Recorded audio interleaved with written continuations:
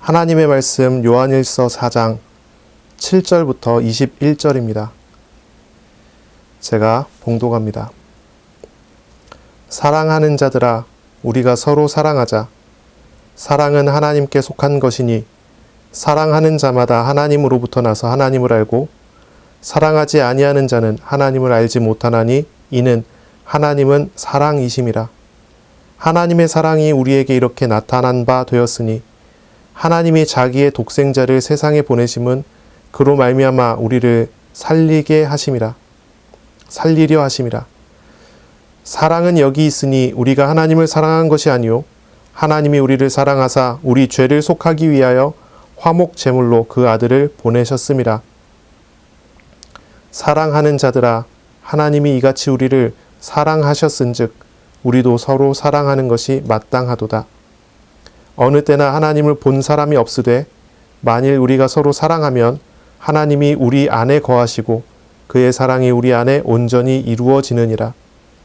그의 성령을 우리에게 주심으로 우리가 그 안에 거하고 그가 우리 안에 거하시는 줄을 아느니라. 아버지가 아들을 세상의 구주로 보내신 것을 우리가 보았고 또 증언하노니 누구든지 예수를 하나님의 아들이라 시인하면 하나님이 그의 안에 거하시고 그도 하나님 안에 거하느니라. 하나님이 우리를 사랑하시는 사랑을 우리가 알고 믿었노니 하나님은 사랑이시라. 사랑 안에 거하는 자는 하나님 안에 거하고 하나님도 그의 안에 거하시느니라. 이로써 사랑이 우리에게 온전히 이루어진 것은 우리로 심판날에 담대함을 가지게 하려 함이니 주께서 그러하심과 같이 우리도 이 세상에서 그러하니라. 사랑 안에 두려움이 없고 온전한 사랑이 두려움을 내쫓나니 두려움에는 형벌이 있음이라. 두려워하는 자는 사랑 안에서 온전히 이루지 못하였느니라. 우리가 사랑함은 그가 먼저 우리를 사랑하셨음이라. 누구든지 하나님을 사랑하노라 하고 그 형제를 미워하면 이는 거짓말하는 자니 보는 바 그 형제를 사랑하지 아니하는 자는 보지 못하는 바 하나님을 사랑할 수 없느니라. 우리가 이 계명을 주께 받았나니 하나님을 사랑하는 자는 또한 그 형제를 사랑할지니라. 아멘. 오늘 우리에게 주시는 하나님 말씀은 요한일서 4장 7절부터 21절입니다. 그리스도와 연합된 사람에게 주신 하나님의 사랑이라는 제목으로 우리가 함께 말씀을 나누겠습니다. 그리스도와 연합된 사람은 어떤 사람일까요? 하나님의 사랑을 받았고 하나님의 사랑을 받고 있고 또 앞으로도 우리 주님의 사랑 안에서 보호받고 인도받게 되는 사람입니다. 그리스도와 연합된 사람은 하나님의 사랑 아래 늘 있게 되는 그런 사람입니다. 그리스도와 연합된 사람은 하나님의 우리 주님의 사랑 안에서 자기 자신을 보고 자기 자신이 죄인됨을 깨닫고 죄된 자기 자신을 의지하기보다는 내려놓고 그리고 자기 자신의 죄를 짊어지신 예수님을 영접하는 사람입니다. 하나님의 강권적인 부르심에 응답해서 우리 주님께 자기 자신을 맡기고 또 주님께 붙잡힌 사람입니다. 우리가 그리스도와 연합되기 위해서 노력하고 그리스도와 연합된 사람이 되기 위해서 애써야 되는 것이 아닙니다. 그리스도와 연합된 사람은 그 자체로 하나님의 놀라운 사랑을 받은 사람이라는 그런 증거를 가지고 있는 사람입니다.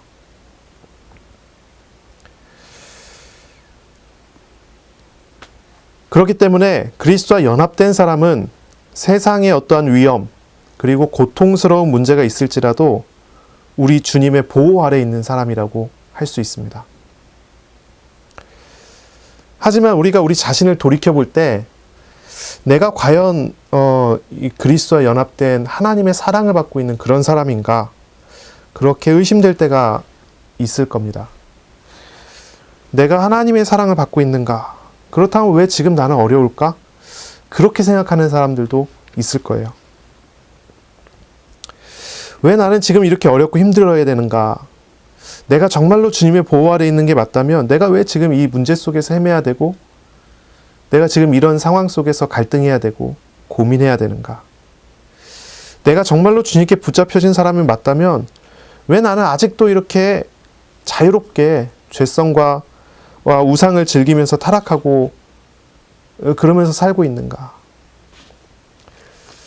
그런 의심이 들지 않습니까?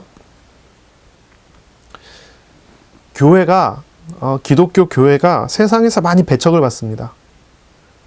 뭐 방송, 신문, 여러 매체를 통해서 접하게 되는 기독교 교회는 온통 부정적인 이미지로 다 덧칠되어 있고, 그런 어떤 대중 앞에서 교회와 목사, 선교사는 뭐 어떻습니까? 뭐 사기꾼 내지는 무슨 잠재적인 범죄자로 생각될 정도로 그렇게 나쁘고 부정적인 이미지를 덧칠하고 있어요.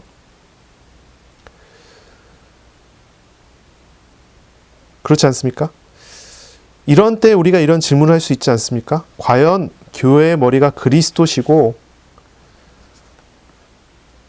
하나님께서 기독교 교회와 함께 하는 것이 맞다면 왜 이렇게 기독교 교회가 배척당하고 어려움을 당하고 있습니까? 이렇게 우리가 질문할 수 있지 않겠습니까? 사실 우리가 성경을 읽다 보면 이러한 상황들을 굉장히 많이 보게 돼요. 굉장히 많이 보게 됩니다. 하나님의 선택받은 백성이라고 하는 이스라엘의 상황이 이런 일들에 계속되었고 이런 일들의 계속 연속이었어요. 하나님께서 선택했고 하나님께서 사랑하고 하나님께서 함께 하겠다라고 한 그 이스라엘의 민족의 역사가 이런 문제가 계속되는 그런 역사였다는 거지요. 문제와 고난과 고통이 계속되는 역사예요. 이스라엘 사람들은요, 이집트의 노예 생활을 했고요. 출애굽하고 난 다음에 이집트에서 나오고 난 다음에도 길이 없고 물도 없는 이상한 땅에 들어가고 40년을 돌아다니고요. 결국은 하나님께서 약속하신 땅, 가나안 땅, 지금으로 얘기하면 팔레스타인 지역이죠. 그 지역에 들어가고 난 다음에도 그 지역 주변에 있는 블레셋 족속, 아람 족속, 모압, 암몬 족속에 의해서 계속적으로 고통을 당해요. 거의 우리나라로 얘기하면 일제 식민지 정도의 수준이라고 할까요? 가나안 땅에 들어갔는데 이웃 나라의 어떤 식민지 역할을 하고 있어요. 그때마다 하나님께서 사사를 세워갖고 이기게 하지만 사사가 죽고 난 다음에 다시 그 상태로 돌아가고 다시 그 상태로 돌아가요. 너무 어려우니까 이스라엘이 하나님께 외쳐갖고 하나님 저 이방 족속들 저 나라들을 보니까 왕이 세워졌고 왕 중심으로 중앙 집권이 되니까 나라가 힘이 있고 민족이 힘이 있는 것 같아요. 우리 민족은 이스라엘은 왕이 없고 다 흩어져 있으니까 약하니까 이렇게 당하는 것 같아요. 그러니 하나님 우리도 왕을 주세요. 이스라엘 사람들이 그렇게 외쳐서 왕을 하나님께서 세우도록 하시지요. 그래서 세워진 사람이 1대 왕 사울이요. 사울이 세워지고 난 다음에 이스라엘은 승리했느냐? 그렇지 않았지요. 계속 어려웠어요. 전쟁통에 끌려다니다가 나중에는 사울이 죽습니다. 다윗 왕 때 이스라엘은 최강대국이 됐습니다. 그 당시에 모든 나라가 이스라엘을 두려워했어요. 솔로몬 왕 때 이스라엘은 가장 넓은 영토를 가졌습니다. 하지만 이스라엘은 영광이 거기까지였어요. 그 이후로는 계속 어려움을 당해요. 계속 고통을 당하고. 그게 계속 반복이 됩니다. 이러한 생활이 이스라엘에게 계속 진행되고 전개될 때마다 이스라엘은 하나님께 질문했습니다. 또 질문했습니다. 하박국 같은 경우는 하박국서 1장 13절에 보니까 이렇게 얘기를 해요. 주께서는 악한 사람이 의로운 사람을 삼키는데도 왜 잠잠하십니까? 이렇게 물어봐요. 저 악한 사람이 의로운 사람을 삼키는데 왜 잠잠하십니까? 라는 거예요. 하나님 우상 섬기는 저 바벨론 저 나라는 왜 성공하고 하나님을 잘 믿는 우리는 왜 실패합니까? 이게 정상입니까? 이렇게 물어보는 거예요. 하나님, 우리 나라 남유다, 이 유다 왕국이 아무리 부패했어도 저 바벨론보다는 낫지 않습니까? 우리가 아무리 우상 섬기고 우리가 아무리 죄를 져도 저 대놓고 우상 섬기고 하나님을 모욕하는 저 바벨론보다는 우리가 낫지 않습니까? 그런데 왜 하나님, 왜 잠잠하십니까? 이런 질문을 해요. 하박국뿐만이 아니죠. 이스라엘 역사가 흘러가는데 계속 그런 질문들이 나옵니다. 그런데 하나님 뭐라고 얘기하십니까? 하나님의 대답은 참 놀랍습니다. 하박국 1장 6절에 보니까 이렇게 얘기하세요. 보라, 내가 갈대아 사람을 일으켰나니. 뭐예요? 바벨론 나라가 일어나서 이스라엘을 공격했는데, 그렇죠? 남유다 왕국을 바벨론 나라가 공격했는데 그 일을 그렇게 만드신 분이 하나님이라는 거예요. 그 고난의 주권자가 하나님이시라는 거예요. 하나님께서 그렇게 얘기하세요. 그 바벨론 나라는 분명히 우상 섬기고 그들의 신 귀신을 따르고 그 우상에게 기도하면서 남유다 왕국을 침략했어요. 그게 사실이에요. 하지만 그 일을 하나님께서 허락하셨고 하나님께서 그렇게 되도록 하셨다는 거예요. 악한 자도 악한 때 하나님께서 적당히 쓰신다고 그랬어요. 바로 그렇게 하셨다는 거예요. 또한 갈대아라는 땅은요, 메소포타미아를 이야기해요. 거길 통칭하는 말이에요. 바벨론이라는 나라 얘기하죠. 또한 이 바벨론을 통해서 그러한 일을 하나님께서 허락하셨다라고 하면서, 하지만 바벨론이 그렇게 이스라엘을 침략해 들어왔다고 하나님께서 쓰셨다고 해도 그들은 또 그들 나름대로 그들의 죄값을 하나님께서 이후에 물으실 거라는 거죠.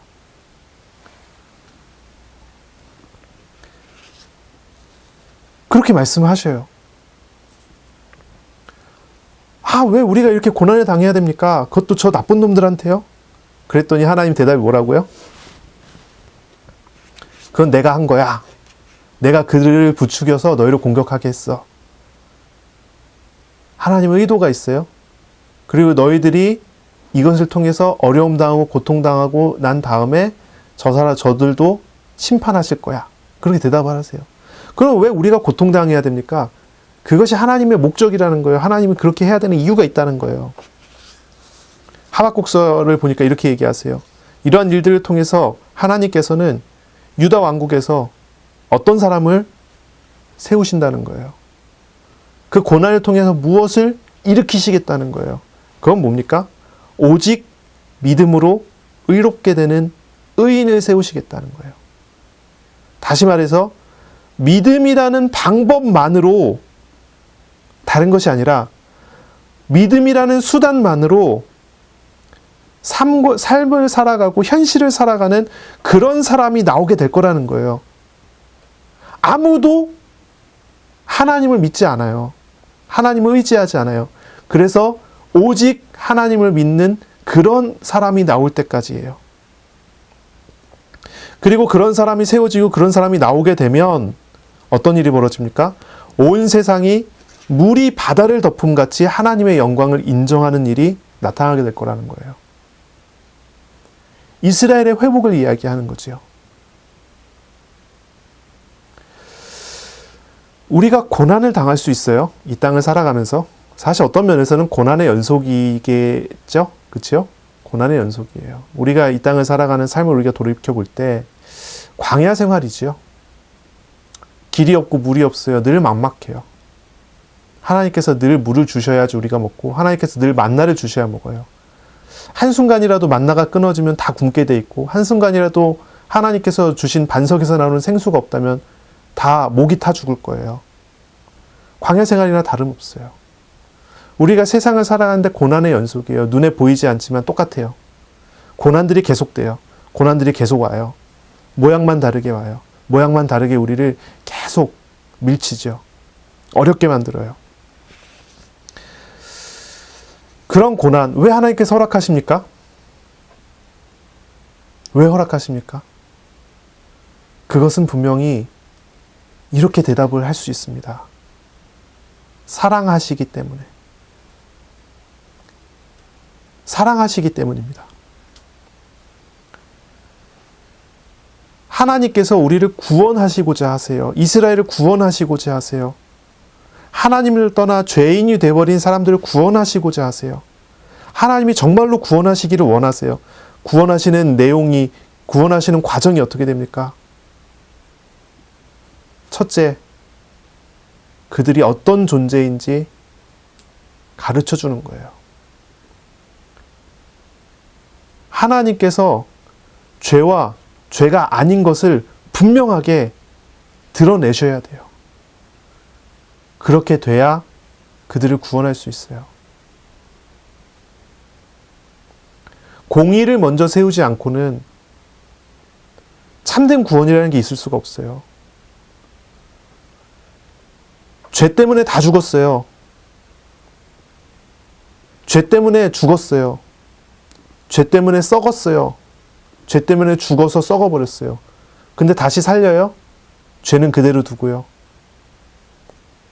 구원이라고 할 수 있습니까? 그게 무엇인지 가르쳐 줘야 돼요. 죄가 뭔지를 깨닫게 해줘야 돼요. 죄가 어떤 것인지를 분명하게 알게 해줘야 돼요. 하나님의 방법은 그렇게 진행이 되는 거예요. 하지만 하나님께서는 우리가 고난당하는 걸 그냥 내버려 두시지 않습니다. 우리 주님은 이스라엘의 고난을 지켜보시면서 함께 울고 함께 고통당하고, 하나님께서는 하나님이 선택한 그 사람들의 무거운 짐을 짊어지시고요. 그렇게 함께 하세요. 우리 하나님께서, 우리 주님께서는 이스라엘이 당한 고난들을, 그 고난들이 어떤 고난인지 잘 아시고, 뼈를 깎는 것 같은 고통, 죄의 무거운 짐, 이런 것들을 이스라엘에게 선명하게 새길 수 있도록 보이시고, 그리고 하나님이 선택한 그 사람들이 알게 하는 거예요. 그런 심각한 문제와 죄를, 뼈를 깎는 것 같은 그런 고통을 바로 우리 주님께서 짊어지고 가신다는 것을 알게 하는 거예요.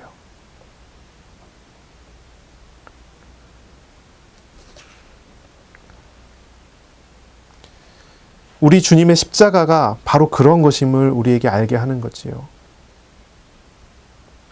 죄의 무게가 얼마나 무겁습니까? 죄를 달아보면은 얼만큼 무거운 짐이 거기에 달려 나오겠습니까? 죽음입니다. 사망이라고 그랬습니다. 죄의 싹은 사망이죠. 죽음이죠. 죽음이 거기서 달려 나옵니다. 죽음이 딸려 나옵니다. 그 무게를 알지 못하면, 그 무게를 알지 못하면 하나님께서 이끌어 주시는 구원이 무엇인지 알 수 있겠습니까?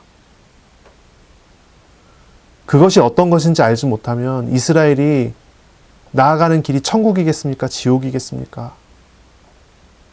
지옥을 바라보면서 이것이 천국이다 생각하면서 지옥을 향해서 달려가는 꼴이 되지 않겠습니까? 하나님께서는 사랑하는 사람들에게 놀라운 은혜를 부어주시고, 하나님께서는 자기가 사랑하는 사람들을 세우시고 천국의 복과 행복과 하나님께 향한 놀라운 교제와 교류를 이루시길 원하시는데, 사람들은 하나님의 이름을 핑계대서 지옥을 향해서 달려가는 것이죠. 죄가 무엇인지 모르고 죄를 즐겨하고, 죄가 무엇인지 모르고 그 죄를 누리는 것입니다. 하나님께서 사랑하는 자에게 주시는 하나님 방법이 무엇입니까? 고난이지요. 시험입니다. 하나님께서 시험을 허락하십니다. 감당치 못할 시험은 허락하시지 않죠. 감당할 수 있는 수준까지만 허락하십니다. 그리고 시험을 당할 때쯤에는 피할 길을 내십니다. 그 시험의 목적이 무엇입니까? 죄의 무게를 달아보게 하는 것입니다. 우상의 무게를 달아보게 하는 것입니다. 우상이 얼마나 무거운 죄인지를 알게 하는 것입니다. 고난을 통해서 그것이 어떻게든지 나에게 행복을 줄 거라 생각하고 달려가던 그런 사람들에게 그것이 결국은 행복을 주지 못하고 그것이 우리의 생명을 빼앗아가고 빼앗기게 하고 강도질 당하게 만드는 그런 존재라는 것을 가르쳐 주시는 겁니다. 그러나 하나님께서는 사랑하는 자들에게 감당치 못할 것은 주지 않아요. 감당할 것만, 할 수 있는 것만, 또 그것조차도 당할 때쯤엔 피할 길을 내세요. 이스라엘이요, 이집트의 노예 생활하고 광야에서 40년을 살고 가나안의 땅에 가고 계속 고난을 당하고 고통을 당하고 나중에는 이제 바벨론 아수르에서 포로로 끌려가고 나중에는 헬라 제국의 속국이고 로마 제국의 속국이 돼요. 그런 과정들을 이스라엘이 쭉 거쳐갑니다. 그런데 가만히 보면요, 이스라엘은요 굉장히 고난을 많이 당한 민족같이 보이는데 자세히 보면요, 가만히 보면요, 하나님께서 이렇게 함께 하셨구나. 성경을 통해서 드러나요. 감당치 못할 것은 허락하지 않고 당할 때쯤엔 피할 길을 내시고 뼈를 깎는 것 같은 그런 고통이라는 것을, 죄가, 우상이 그런 것이라는 것을 하나님께서 드러내서 보여주시고, 그리고 그것을 친히 우리 주님께서 짊어지시고 그들과 동행하시는 거예요. 그걸 보여주셔요. 나타내 주세요. 여러분 신앙생활 하시지요? 여러분 신앙생활 하면서 기도하면서 또 말씀도 보면서 그러면서 매일매일 생활을 하실 겁니다. 여러분에게 시험 같은 게 올 수 있어요. 문제가 올 수 있어요. 갈등이 올 수 있어요. 왜 나만 이렇게 일이 자꾸 꼬이는가? 그런 것 때문에 고민할 수도 있어요. 근데 여러분 그때에 문제를 해결해 달라고 기도하겠습니까? 그렇다면 하나님 이렇게 대답할지도 모르겠습니다. 그 일을 행하게 만든 건 나야.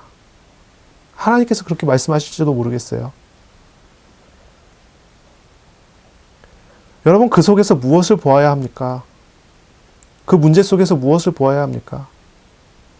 그 속에서 여러분은, 저와 여러분은요, 하나님의 사랑을 보아야 합니다.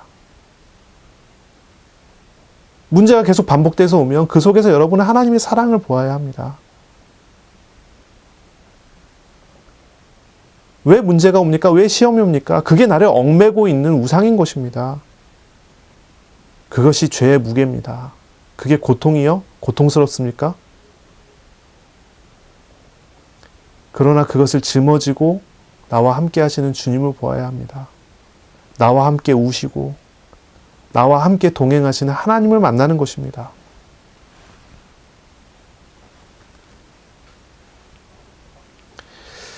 우리는요, 우리에게 있는 시험이나 문제들이 하나님이 하시는 일들이라는 것을 인정해야 합니다. 그리고 이것은 하나님의 사랑의 방법이라는 것도 믿어야 합니다. 우리에게 있어서 괴롭고 고통스러운 일, 어쩌면요, 내 생명을 끊어가는 것 같은 고통이 전개될지라도 마찬가지입니다. 그리고 그런 일들을 통해서 우리는요, 얽매여져 있는 것들, 우상을 끊어내는 하나님의 손길을 보아야 합니다. 이것이 굉장히 중요합니다. 우리는 그리스도와 연합된 사람입니다. 하나님의 사랑을 입은 사람입니다. 그리고 우리의 삶은 어떻습니까?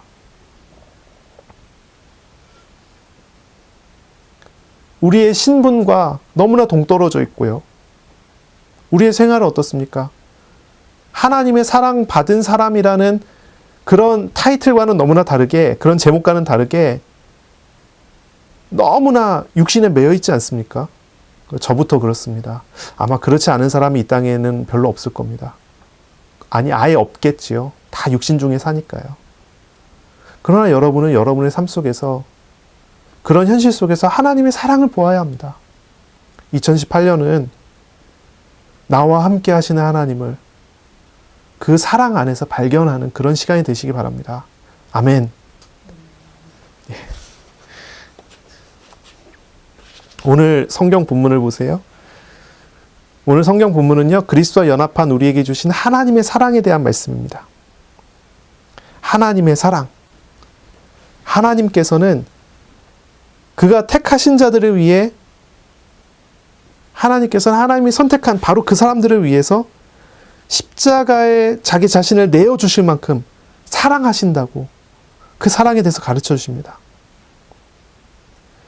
하나님은 우리에게 그리스도와 신비한 연합, 그리스도와의 연합을 바로 그 연합되어지는 은혜를 허락하신 것이 하나님의 사랑 때문이라는 것을 분명하게 가르쳐 주시고 드러내십니다. 하나님은요, 여러 가지 하나님께는 모양들이 있어요. 모습들이 있어요. 그렇죠? 어떻습니까? 하나님께서 일하신다 그러고요. 하나님께서는 질투하신다는 말도 있죠. 때로는 어떤 구절에 보면 하나님께서 뭐랄까 분노하시기도 화내시기도 하시고요. 어떤 데서는 기뻐하시기도 하시고요. 측은해 하시기도 하시고 하나님의 여러 모양들이 있어요. 또 성경에 보면 하나님의 여러 가지 행동들이 나옵니다. 창조하시죠. 창조하시고 만드세요. 형성하세요. 이를 형성해서 만들어 진행합니다. 방금까지 우리가 이야기했던 것처럼 하나님께서 사람들에게 고난을 던져주시기도 하시고 고난을 가져가시기도 하시고 때로는 하나님께서 사람들에게 이 땅에서 천국을 맛보는 은혜를 부어주시기도 하시고 그걸 가져가시기도 하십니다. 하나님이 여러 가지 일들을 만들어 가시고 여러 가지 일들을 하나님께서 이끌어 가시지요. 그런 모든 일들이 어디에 뿌리를 내리고 있느냐? 사랑의 뿌리를 내리고 있어요. 하나님께서 사랑하시기 때문에 모든 일들을 그렇게 하셨다고 얘기를 해요. 그것이 하나님의 본질이라고 얘기를 해요. 하나님의 성품에 대해서 얘기할 때 어느 성경에서도 어느 구절에서도 이렇게 표현하지 않아요. 여기서만 이렇게 표현해요. 사랑에 대해서만 이렇게 표현해요. 하나님은 사랑이시다.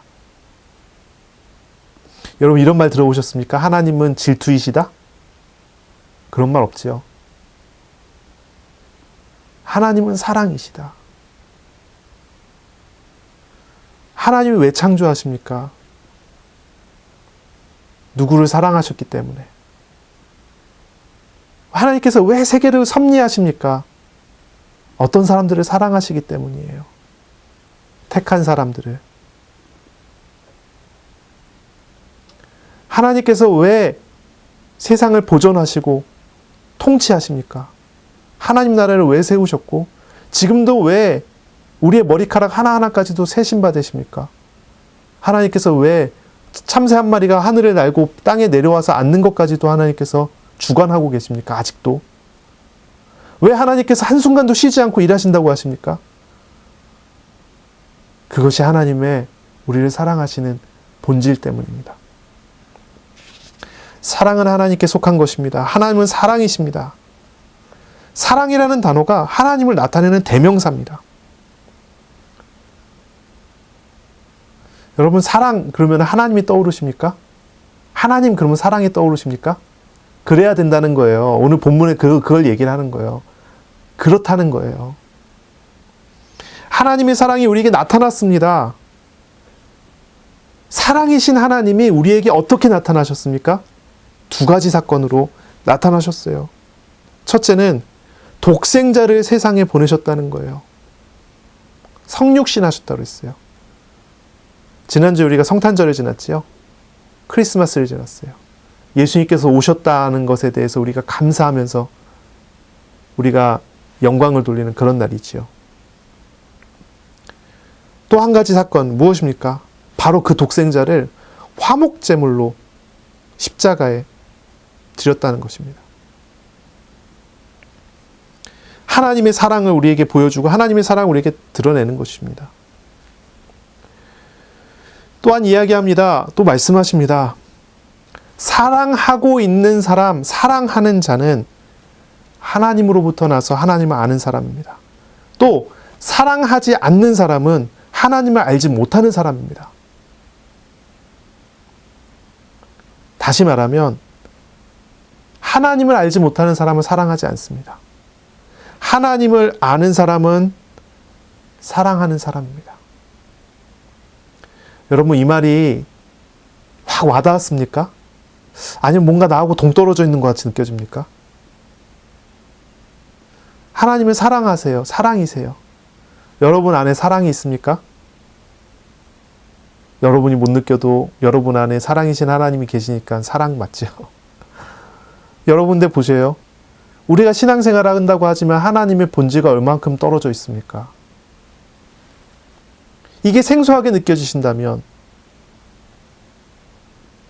우리가 얼마나 하나님에 대해서 모르는 것입니까? 여러분 하나님 알지요? 그것이 하나님의 사랑의 행위 때문입니다. 그런데 여러분은 하나님을 알지만 그 속에 담겨져 있는 사랑의 하나님의 행위에 대해서 잘 모르는 것입니다. 제가 아이들한테 물어봤지요. 너 누구랑 친해? 그랬더니 큰애는 이제 누구랑 친하다 그래요. 둘째는 다 친해 그래요. 근데 누구 그러면은 딱 이름을 딱 얘기는 안 하더라고요. 또 물어봤어요. 너네들 마음에 하나님 계셔 안 계셔? 계시대요. 너네들 하나님하고 친해 안 친해? 물어봤어요. 뭐라고 대답할게요? 네, 한번 생각해 보세요. 여러분에게 하는 질문이 저에게 하는 질문이에요. 여러분, 나를 사랑하시는 그 하나님, 나에게 사랑을 부어주시는 그 하나님, 그 하나님과 정말로 친하십니까? 하나님과 교제하십니까? 나누십니까? 어떻습니까?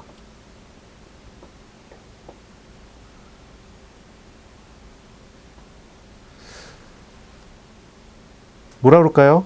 뭔가 사람을 만날 때 그렇지 않습니까? 뭔가 이렇게 딱 벽을 치고 사람들을 만나주는 사람들이 있어요. 어느 정도 선까지 딱 그어놓고 그 범위 안엔 절대 들어가면 안 돼요. 그런 사람이 있어요. 그러면 대회에서 만나도 뭔가 불편해요. 근데 어떤 사람은 완전 호의적으로 완전 자기 자신을 오픈하는 사람들이 있어요. 그럼 만나면 편하죠. 그렇죠? 근데 참 희한합니다. 하나님께서 우리에게 하나님 자신을 오픈하셔서 오셔요.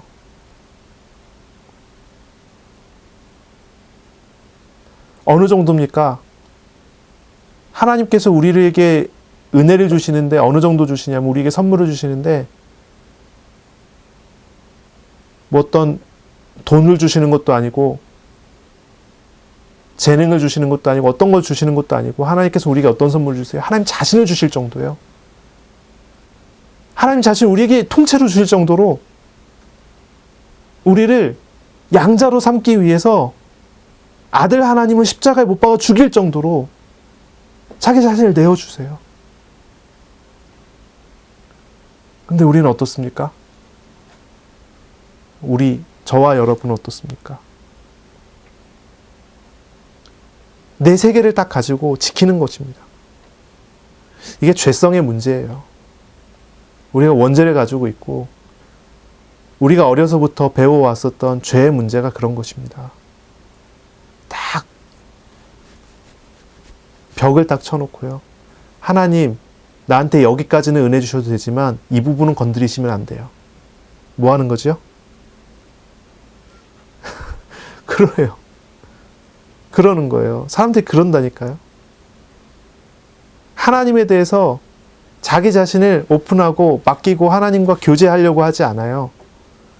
어떻게 합니까? 하나님을 내가 컨트롤해요. 하나님을 내가 휘두르려고 한다는 거예요. 하나님은 단지 그냥 도깨비 방망이 수준이어야 돼요. 그 이상 돼갖고 나한테 간섭하면 안 돼요. 근데 신앙생활 하는데 그런 생각들을 하고 신앙생활을 하더라고요.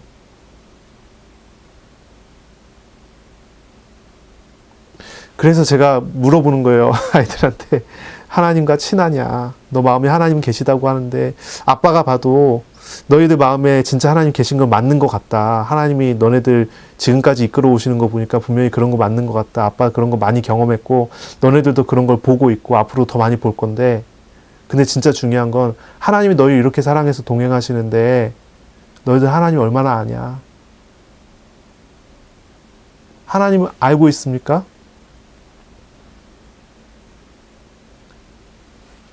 그런 거예요. 그런 거예요. 사랑하는 자는 하나님으로부터 난 사람이고요. 하나님을 아는 사람이에요. 그랬어요. 그럼 보세요. 우리는 하나님을 알고 있어요. 알아가고 있어요. 우리는 하나님으로부터 난 사람 맞아요. 근데 하나님이 그 대명사라니까요. 하나님의 그 사랑에 대해서 우리는 분명히 가지고 있어요. 그 사랑 안에 있는 거예요. 근데 여러분 그 사랑을 정말로 압니까?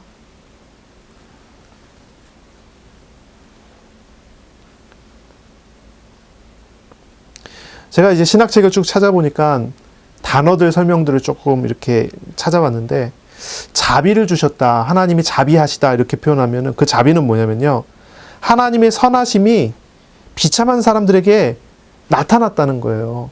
그건 자비를 주신 거예요. 하나님 오래 참으셨다, 이거는 뭐냐면 심판받아서 마땅한 사람들을 참고 용서하신다는 거예요. 오래 참으신다는 거예요. 은혜를 주셨다, 이거는 뭐냐면요, 선한 것은 조금도 없는 악인을 하나님께서 수용하셨다는 거예요. 은혜 주셨다는 거예요. 근데 사랑이라는 단어는요, 이런 단어하고요, 본질적으로요, 질적으로 좀 달라요. 사랑이라는 단어는 뭡니까?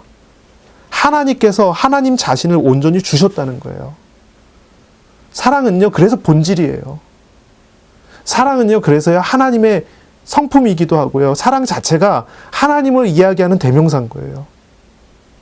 근데 여러분, 그 하나님의 사랑을 아시냐는 말이죠. 물론 여기서 이야기하는 사랑은요, 육신적인 사랑, 정신적인 사랑, 그런 거 아니에요. 우리가 그렇게 얘기하죠. 육신적인 사랑, 그냥 육신적인 쾌락을 쫓아가는 사랑이죠. 정신적인 사랑, 뭐라 그러죠? 플라토닉이라고 하나요? 플라토닉적인 사랑이라고 하나요? 정신적 사랑 얘기하죠. 그럼 육신적 사랑보다 수준 높다고 얘기하잖아요. 그러나 하나님의 사랑은 그런 사랑이 아니에요. 완전히 주는 거예요. 무조건적인 사랑, 아가페 사랑이라고 그러죠. 그걸 의미해요. 이 사랑은, 이 아가페 사랑은요, 무조건적인 이 사랑은요, 사람에게서는 찾을 수도 없어요. 사람이 그 사랑에 도달할 수도 없어요. 아무리 노력해도 안 돼요. 그 사랑은 획득할 수 있는 개념이 아니에요. 육신 안에 있는 사람이 가질 수 있는 개념이 아니에요. 이 아가페 사랑 자체는요, 온전히 하나님께 속해 있는 개념이에요. 사람은요, 본성적으로, 사람 자체가, 인간 자체가 본성적으로 사랑에 조건을 붙여요. 조건을. 인간의 사랑은요, 육신적인 충족, 아니면 정신적인 것, 아니면 그 육신, 정신, 그보다 더 높은 어떤 가치, 그 가치의 충족을 위해서 도전하는 것이 인간의 사랑이에요. 하지만 하나님의 사랑은 그렇지 않아요. 어떤 조건도 없어요. 이데올로기라는 게 참 무섭지요. 사상이라는 게 참 무서워요. 벌써 공산주의가 무너진 지 꽤 됐어요. 소련이 무너졌고, 공산주의가 실패했다는 게 분명히 다 나타났지요. 전 세계적으로 다 나타났죠. 중국 같은 경우도 시장 경제를 받아들이잖아요. 북한 같은 경우도요, 가만히 보면요, 공산주의라고 하지만 실제로는 그 안에서 여러 가지 시도들을 해요. 왜냐면 먹고 살 수가 없으니까, 개성공단이니 뭐니 하면서. 물론 핵무기 만들고 그러면서 이렇게 많이 문제가 되지만, 공산주의라는 거는 실패했다는 게 다 알아요. 그런데 있잖아요, 아직도 그 공산주의 사상을 가지고 있는 사람들은 많아요. 그리고 그것을 위해서 생명을 걸어요. 아직도 그래요. 우리나라 안에 참 많죠. 성남 안에 참 많더라고요. 이 사상은 참 무서워요. 생명을 걸어요. 그 사상을 위해서라면 자기 목숨까지도 아끼지 않고 내어주는 사람들이 있어요. 그건 뭡니까? 어떤 가치를 실현하기 위한 목적을 가지고 하는 거예요.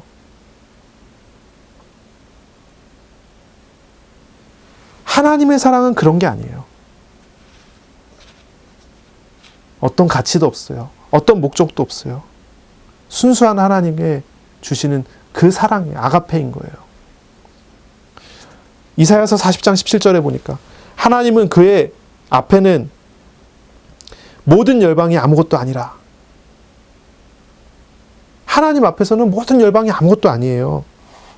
하나님은요, 그들을 없는 것 같이 빈 것 같이 여기시느니라. 하나님 앞에서 온 열방, 온 세계, 온 지구를 무게를 달아도 하나님 앞에서는 아무런 가치가 없어요. 아무것도 아닌 거예요. 이사야 40장 22절 23절에 보니까 그는 땅 위 궁창에 앉으시나니 땅에 사는 사람들은 메뚜기 같으니라. 하나님 보셨을 때 그렇죠. 그가 하늘을 차일같이 펴셨으며 거주할 천막같이 치셨으며 귀인들을 패하시며 사사들을 헛되게 하시나니. 하나님 앞에서 인간이 무슨 가치가 있습니까? 아무 가치가 없어요. 무가치예요. 그 정도입니까? 하나님을 떠나서 하나님을 대적한 게 인간 아닙니까? 그런데 하나님께서 자기 자신을 온전히 내어주셔요. 하나님의 사랑. 11절부터 그 뒤를 보면요.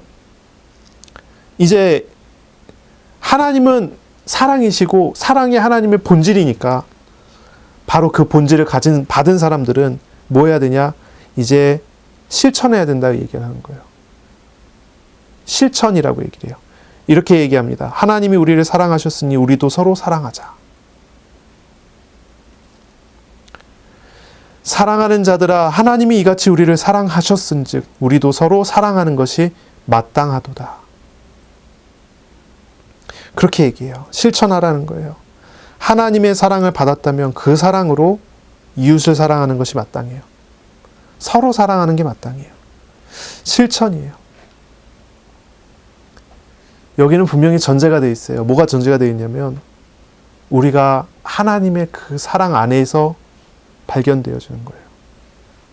재미있습니다. 계속 읽어보면요. 아주 재밌습니다. 12절에 볼까요? 어느 때나 하나님을 본 사람이 없으되 만일 우리가 서로 사랑하면 하나님이 우리 안에 거하시고 그의 사랑이 우리 안에 온전히 이루어지느니라. 계속 이 얘기가 나와요. 하나님이 우리 안에, 그의 사랑이 우리 안에.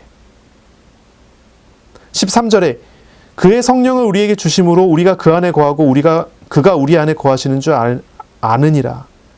뭐라고요? 성령이, 우리가 성령 안에, 성령께서 우리 안에. 또 15절에 보면요. 이렇게 고백해요. 누구든지 예수를 하나님의 아들이라 시인하면 하나님이 그의 안에 거하시고 그도 하나님 안에 거하느니라. 예수 그리스도를 구주로 믿고 시인하는 자는 어떻습니까? 하나님이 그의 안에, 그도 하나님 안에. 16절에 하나님이 우리를 사랑하시는 사랑을 우리가 알고 믿었노니 하나님은 사랑이시라. 사랑 안에 거하는 자는 하나님 안에 거하고 하나님도 그의 안에 거하니라. 이게요, 반복해서 이야기합니다. 이거 뭐예요?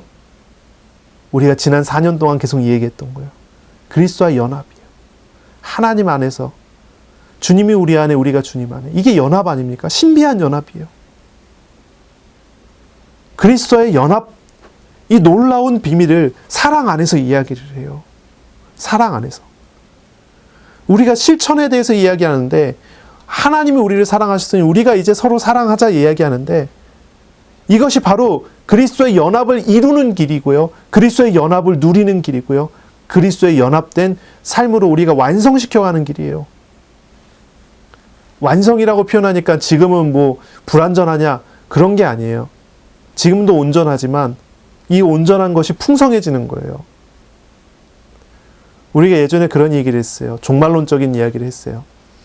우리가 이미와 아직 사이에 살고 있다고 했어요. 하나님의 나라는 어디에 있습니까? 이미 우리 안에 와 있어요. 그러나 아직 완성되지 않았어요. 그러면 지금 불완전하냐? 그렇지 않아요. 완전한 하나님 나라가 내 마음에 왔지만 이것이 이제 예수님 재림에 오실 때 완전해져요.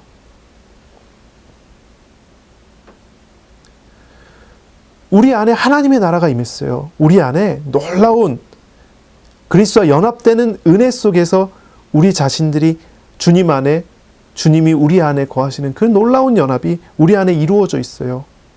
그리고 이것이 우리 안에서 어떻게 이루어져 갑니까?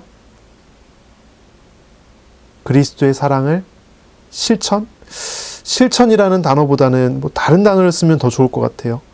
이 그리스도의 사랑을 우리가 알고 깨닫고 우리가 그 그리스도의 사랑에 우리 자신을 맡기면 이게 더 나을 것 같아요. 그러면 되지 않습니까? 주님의 사랑을 입은 자로서 그 사랑을 깨닫게 되면 우리가 마땅히 서로 사랑하게 되지 않겠습니까? 아무도 하나님을 볼 수 없지만 이 요한은요, 이야기예요. 보았다. 놀라운 비밀 아닙니까? 아무도 주님을 볼 수 없어요. 12절에 어느 때나 하나님을 본 사람이 없으되, 근데 14절에 보세요. 아버지가 아들을 세상의 구주로 보내신 것을 우리가 보았고 또 증언하노니. 이거 뭐예요? 하나님의 사랑이에요. 이것이 된 사람이 어때요? 주님과 교제하게 돼요. 주님과 연합하게 돼요. 그러니 이 사랑의 실천은요, 그리스도의 연합을 알고 누리는 것입니다. 예수를 하나님의 아들이라 시인하면 그리스도의 참된 연합 속에서 발견돼요. 하나님의 사랑을 알고 받아들이고 믿은 사람이 하나님과의 참된 연합 속에 사는 사람이에요. 그리고 이야기합니다. 이 하나님의 사랑이 온전히 우리에게 이루어진 것은 두 가지 이유예요. 첫째, 심판날에 담대함을 갖게 하기 위해서다. 이렇게 얘기하고, 두 번째는 두려움을 쫓아내게 하기 위해서다. 무슨 얘기입니까? 우리에게 있는 시험이에요. 우리에게 있는 문제예요. 우리에게 있는 고난이에요. 우리가 지금까지 계속 얘기했었던 어떤 뼈를 깎는 것 같은 그런 고통 같은 그런 문제일 수도 있어요. 그 안에서 우리가 어떻게 하기 위해 원하시는 거예요? 우리가 넉넉하게 이기고 승리하게 원하시는 거예요. 우리가 우리 스스로의 문제 때문에 고난을 당할지라도 주님께서는 우리가 아파하는 걸 그렇게 원하지 않단 말이지요. 그러니 그리스도와 연합되는 은혜 속에서 강하라는 거예요. 그리스도 안에서 강하라는 거예요. 그걸 원하시는 거예요. 요셉이 노예로 팔려갔지만 노예 생활하면서 고통당한 것이 아니지요. 그 속에서 하나님과 동행했어요. 그 속에서 하나님과 연합된 삶을 살았어요. 하나님의 사랑을 입었어요.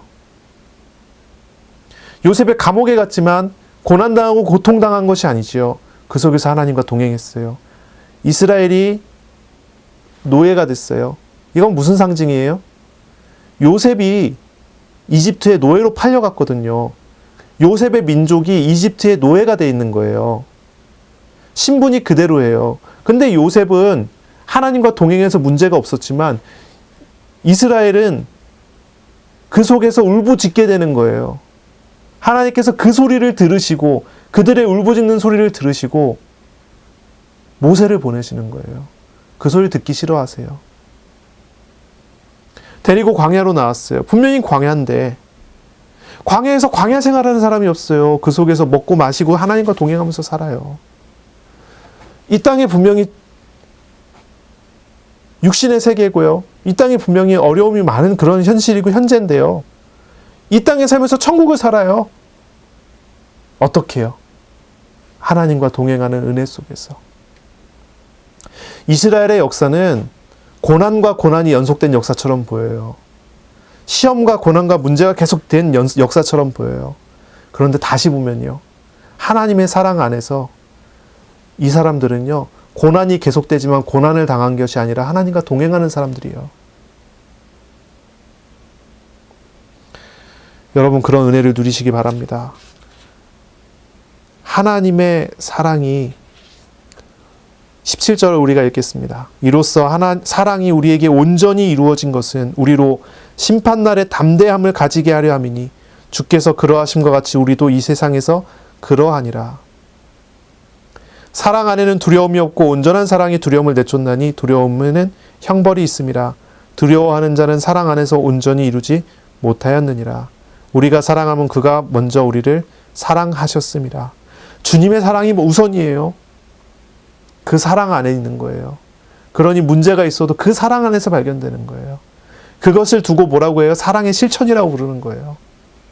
사랑의 완성이라고 부르는 거예요. 그러니 여러분 정말입니다. 2018년 한 해 여러분은 그리스도와 연합된 사람으로서 하나님의 사랑을 알아가고 누리고 하나님과 참으로 교제하는 그런 은혜가 있으시기 바랍니다. 아멘. 아멘. 기도하겠습니다. 하나님 감사합니다. 연약한 사람들을 부르셔서 하나님의 나라의 일꾼으로 세우시고 하나님의 사랑을 입어 하나님 안에서 날마다 천국을 살아가도록 복 주시니 감사합니다. 2018년 한 해를 두고 하나님께서 말씀하시고 우리에게 하나님의 사랑을 깨닫고 알고 누리며 그 사랑을 실천하며 그 사랑 안에서 살라고 말씀하십니다. 주님, 말씀하신 대로 우리와 함께 동행하실 줄로 믿습니다. 우리 안에 오신 하나님의 그 사랑을 깨닫게 하시고 알게 하시고 믿고 의지하는 믿음의 사람들 다 되게 하여 주옵소서. 감사합니다. 예수 그리스도의 이름으로 기도합니다. 아멘.